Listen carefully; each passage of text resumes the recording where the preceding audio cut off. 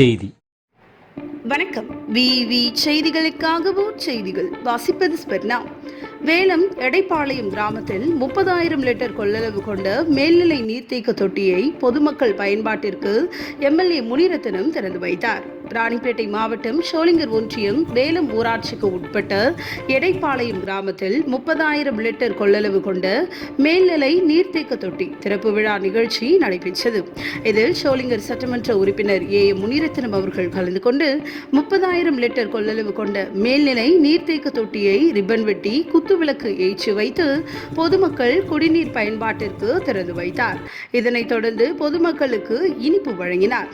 இதனைத் தொடர்ந்து பொதுமக்களிடம் கூறுகையில் சிமெண்ட் சாலை, கழிவுநீர் கால்வாய், குடிநீர் மேல்நீர் தேக்க தொட்டி உள்ளிட்ட அடிப்படை வசதிகள் தேவைகள் என்றால் என்னிடம் தெரிவித்தால் செய்து தருவதாக தெரிவித்தார். இதில் உள்ளாட்சி பிரதிநிதிகள், வார்டு உறுப்பினர்கள் என பலர் கலந்து கொண்டனர். விவி செய்திகளுக்காக விஜய் மற்றும் பாஸ்கர்.